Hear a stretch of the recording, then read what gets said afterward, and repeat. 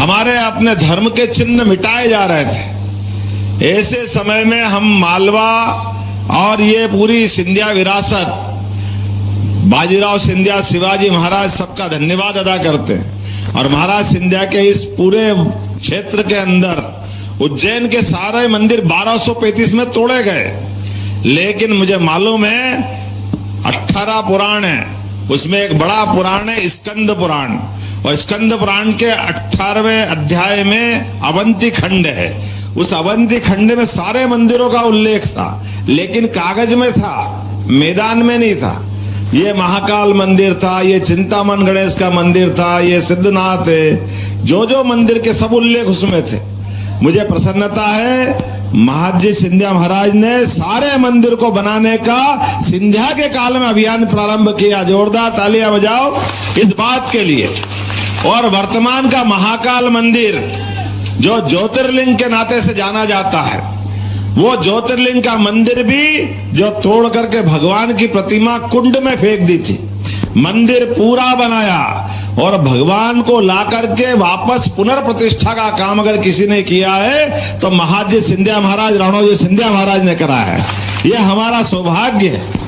आज इस समय पे इस चर्चा को करना ज्यादा समसामयिक है, आज इसकी आवश्यकता ज्यादा है। हम अगर इसकी बात करेंगे तो मन में संतोष होगा, क्योंकि हम दो प्रश्न खड़े उठा कर, दो प्रश्न आपको दिखाऊंगा सामने। दो प्रश्न खड़े हैं, एक तरफ एक पार्टी, एक तरफ दूसरी पार्टी। पहले मुगल थे तो चुनाव होते नहीं थे, चुनाव के बजाय तलवार से बात होती थी। अभी मुझे बात कही कि मैं तलवार चलाना जानता हूं, हमारा जरूर जानता हूं। अरे यादव बच्चा, मुझे तलवार नहीं चलाऊंगा तो क्या चलाऊंगा?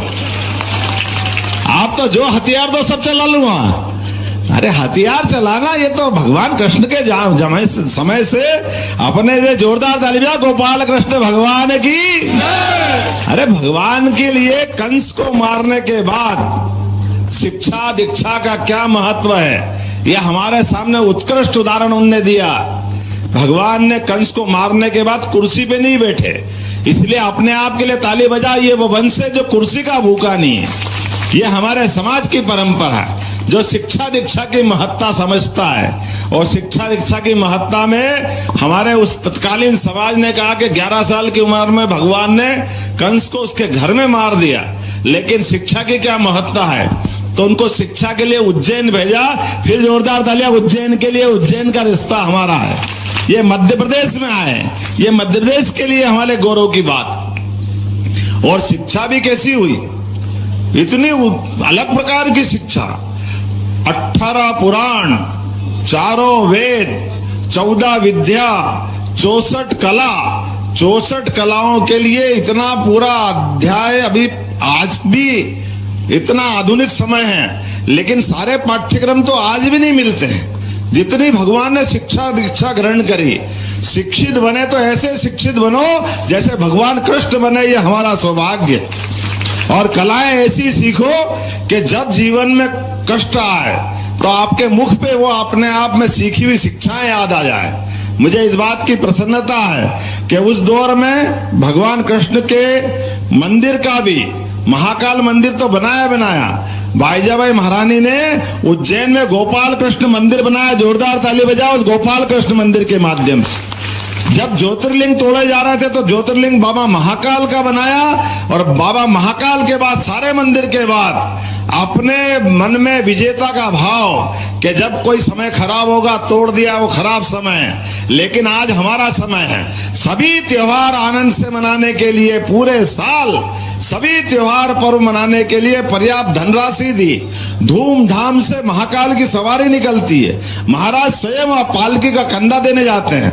आज भी वो परंपरा है, सोमवार के आखिरी सवारी में अपने हिंदू धर्म का, आस्था का सबसे बड़ा सम्मान जोरदार ताली बजा करके, भगवान तो नहीं बोलते, लेकिन भगवान के साथ साथ पूरे समाज की प्रतिष्ठा स्थापित करने का वो सम्मान है।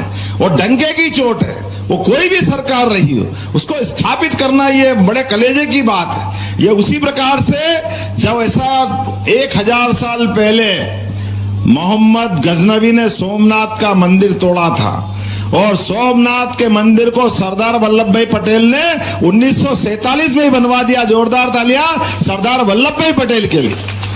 और दुर्भाग्य इस समय भी जवाहरलाल नेहरू जी और उनके वंश ने उस मंदिर में जाने से पटेल को रोका था, आप मत जाइए।